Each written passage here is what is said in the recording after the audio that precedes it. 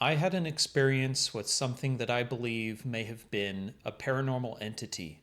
The account I'm about to provide is obviously anecdotal, and this point of this video isn't intended to try and sway anyone's belief on ghosts or the paranormal. It's simply to document my experience, share it with others, and generate discussion on the topic. Let me know what you think about ghosts in the comments. And I'm not going to leave you waiting.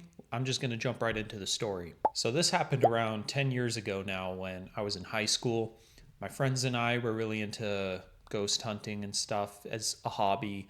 We used to watch Ghost Adventures, for fun, and we were interested in trying to find some paranormal activity for ourselves and be like our inspiration, Zach Bagans. So my friend Nick, he actually had some equipment that we would use to go hunt for ghosts. He had a simple camera that had a basic infrared light on it, and he also had a spirit box which you can theoretically use to talk to ghosts.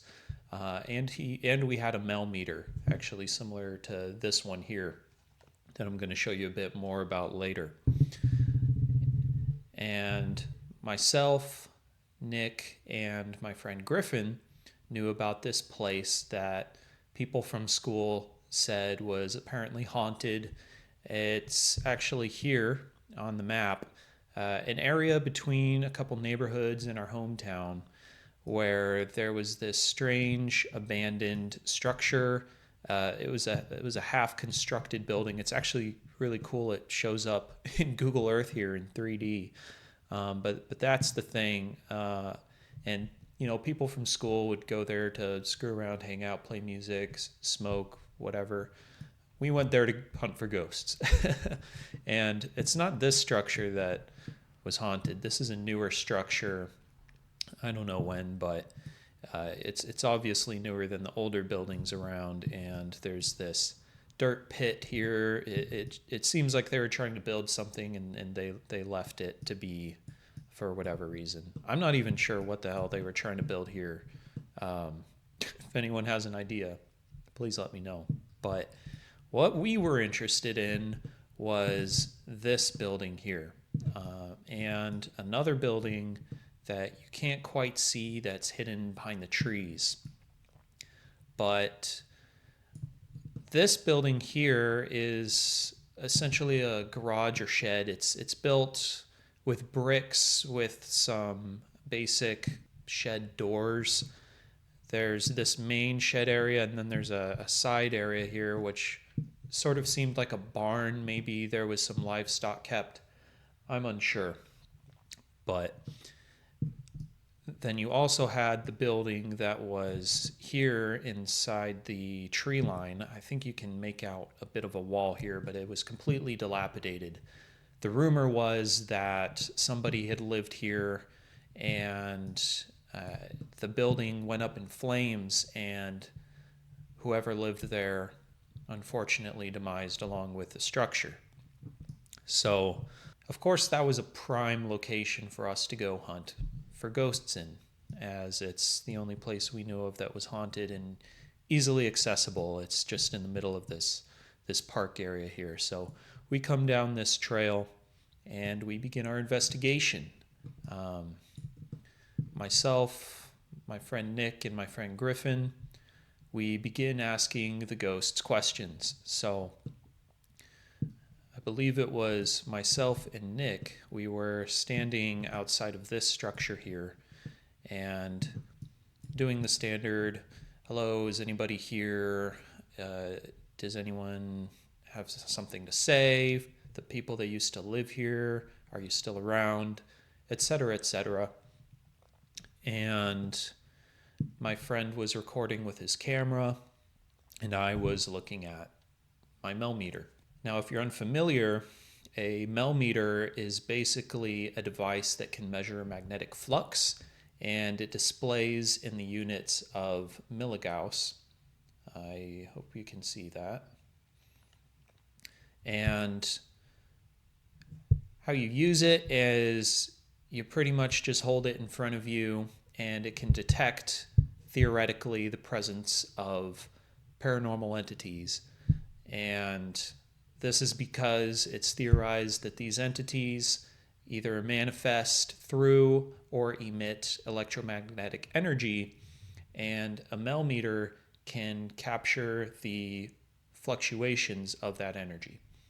So, to give you a bit of an idea of how much a milligauss is or what would trigger a milligauss detection, well, I'll put it up to my computer here, which is obviously emitting EM, and it jumps to about 10, now it says 18, 24 milligauss, 22.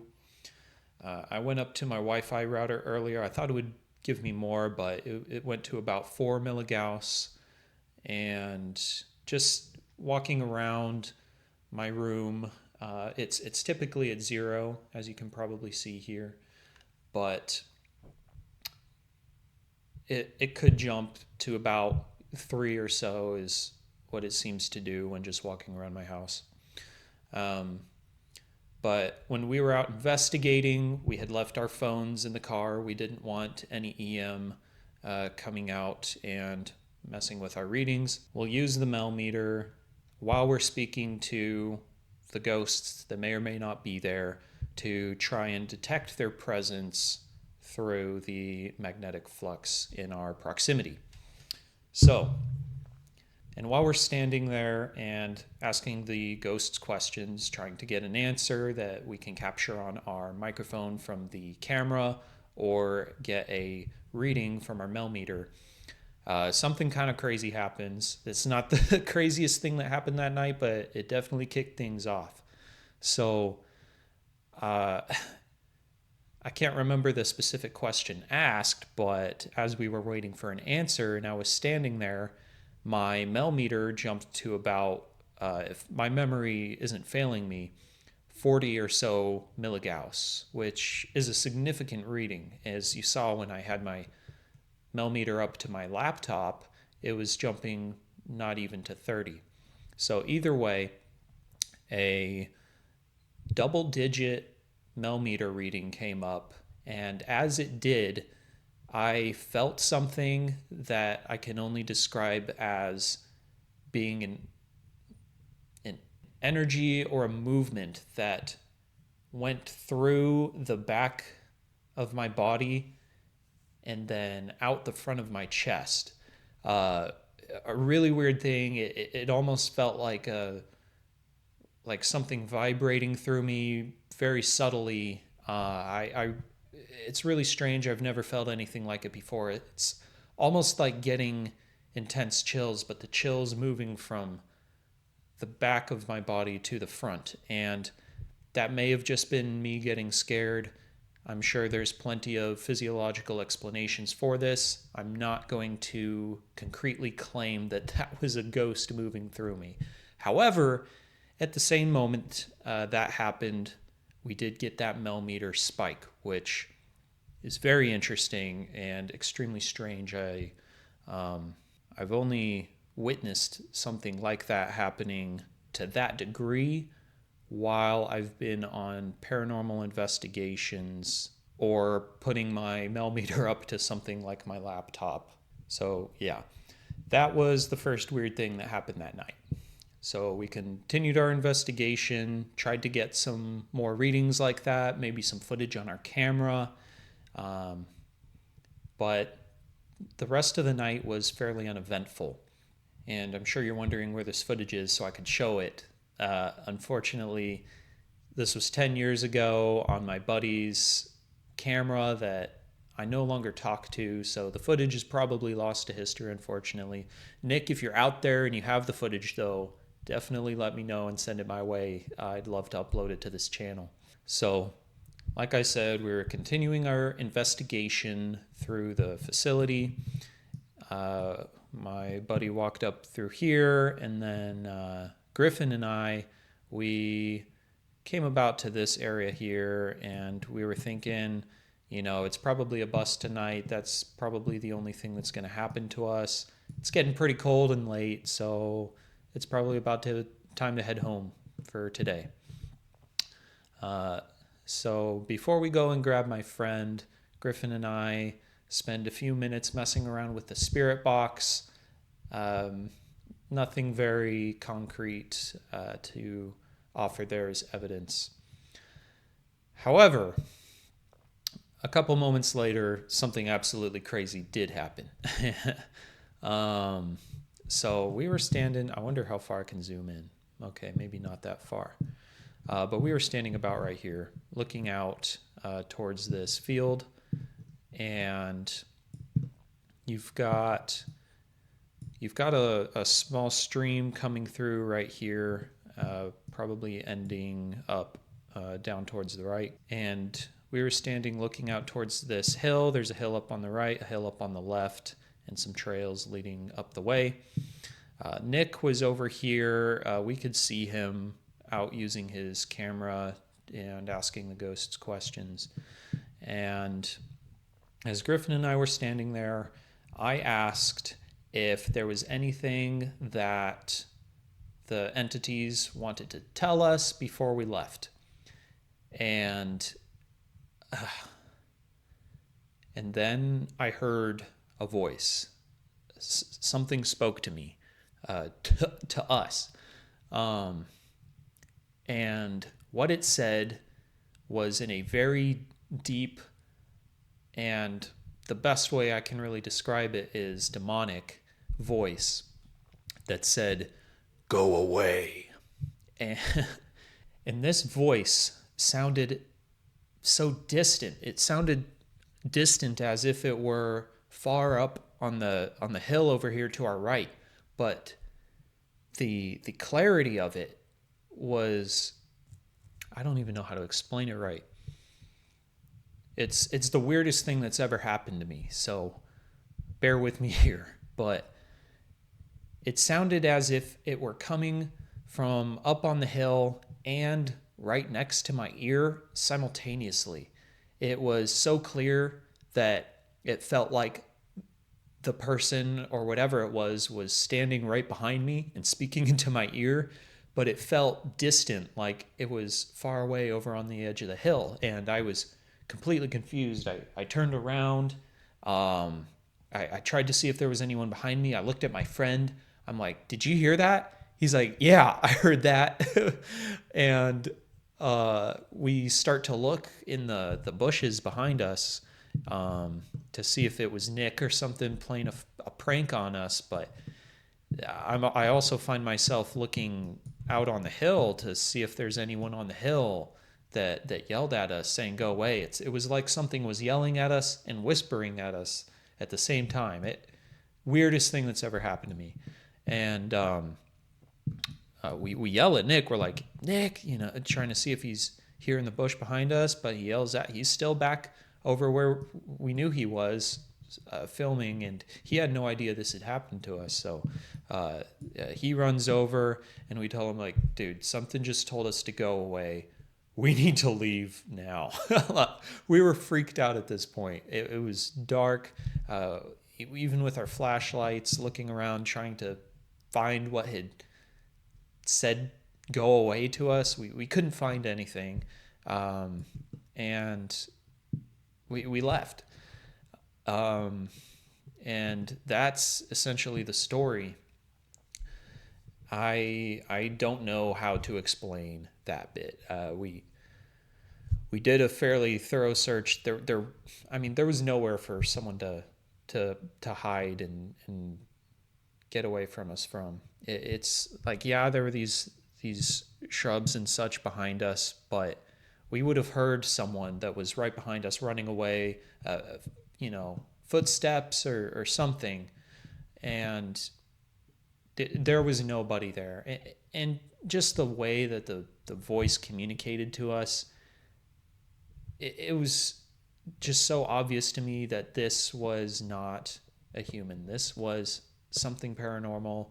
This was out of the ordinary, and it was terrifying. This voice, this deep voice telling me to go away. Yeah, I'm going to get out of there. So we did. And you might ask if I ever returned. I have returned to the place, but nothing has happened to me since. I've gone back a couple times. Maybe I'll go back again sometime. I'm not in the ghost hunting hobby much anymore, but I'm definitely still interested in the topic and would not be opposed to going out again. So, but isn't it absolutely insane that some invisible thing spoke to us? I'm Look, I'm not crazy. I actually went back. I thought I might have been crazy, so I went back and I hit Griffin up on Instagram probably a couple years ago. I've got the messages here. I'll pull up for you. But I said it like essentially, hey, remember when we were out ghost hunting? What do you remember from that night? As like a sanity check. And he said here that the biggest thing he remembers is at one point when we were talking, I heard someone say some shit in front of us and then behind us. It may have been vice versa. So there you have it. He might remember it a little differently than me, but he definitely remembers hearing something, say something to us in front of us and behind us. Exactly how I remembered it. Maybe not down to the details. This was a long time ago, and I will acknowledge that my memory cannot be relied upon as evidence. But I know something happened that night, and this message from Griffin confirms that. And he also says that this is one of the moments he always tells people when they ask about ghost stuff. This is obviously my most vivid ghost experience as well. I think an experience like this is significant. It shows that there is something else in the world that we don't understand. And do I know what it is? I don't. Was it a ghost or a demon? And I'm going to refer to these things as ghosts because I feel like there's no better word for it. I feel like as we understand these things better, we'll end up coming up with new terms for them, because at this point, all we can really say is they have something to do with electromagnetism, and they probably have something to do with dead people. And I don't know many people out there who can really say anything else. Something else I want to say is that the implications of discovering or uncovering the truth behind what ghosts are is massive.